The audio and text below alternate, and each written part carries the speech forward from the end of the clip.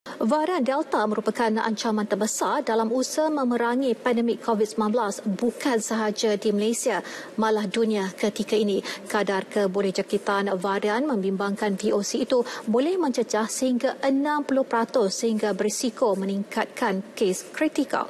Jadi Syazwani Samsu ada perinciannya.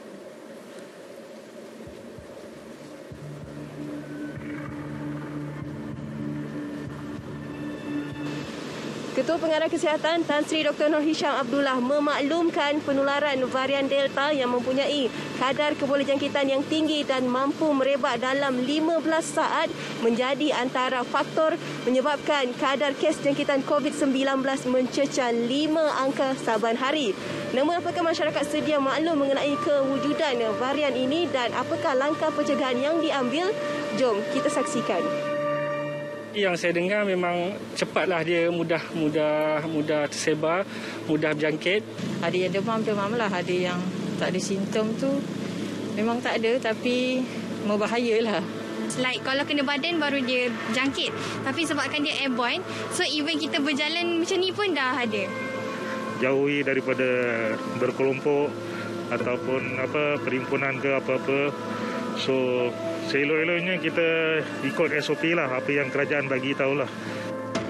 Jika varian sebelum ini mempunyai nilai kebolehjangkitan RT 2.5 hingga 3, kadar kebolehjangkitan varian Delta pula antara RT 5 hingga 8. Jelas ia lebih cepat merebak. Hanya 15 saat diperlukan untuk menjangkiti individu lain.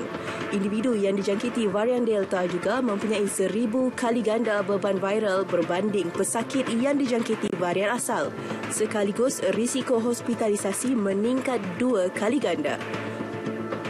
Orang yang dijangkiti itu akan mudah mendapat serius lah, dia jadi tiba-tiba dia jadi susah nafas, lemah dan memerlukan rawatan oksigen ya. Berbanding dengan yang dulu tu. Kalau dulu kita panggil kategori 1, kategori 2 tu dia mudah pelan-pelan dia jadi kategori 3 dan 4.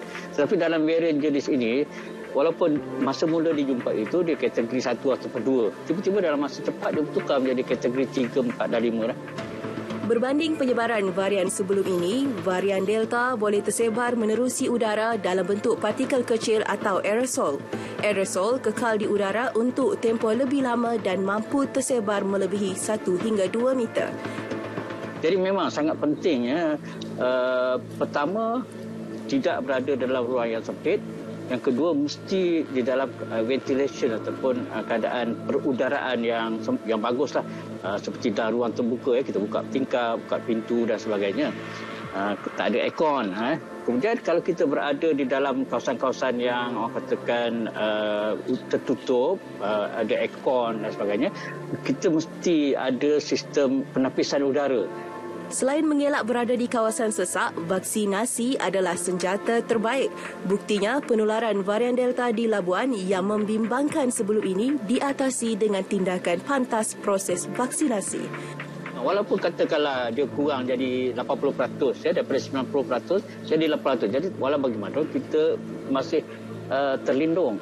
Yang kedua, dia dapat mengurangkan serius. Kalau dulu katakan kita dapat, macam saya katakan, ada kajian menunjukkan bahawa kalau orang tak ada vaksin, dia punya load tu 1000 kali ganda daripada orang yang ada vaksin. Dengan ada 1000 kali ganda tu, dia akan cepat menyerang kita sistem. Perlu diingati, varian Delta ini menjadi punca tsunami COVID-19 di negara India sekaligus membawa kepada lumpuhnya sistem perkhidmatan kesihatan negara tersebut. Justru langkah pencegahan kali ini perlu digandakan sesuai dengan impak varian Delta ini. Syazwani Samsu, Berita RTM.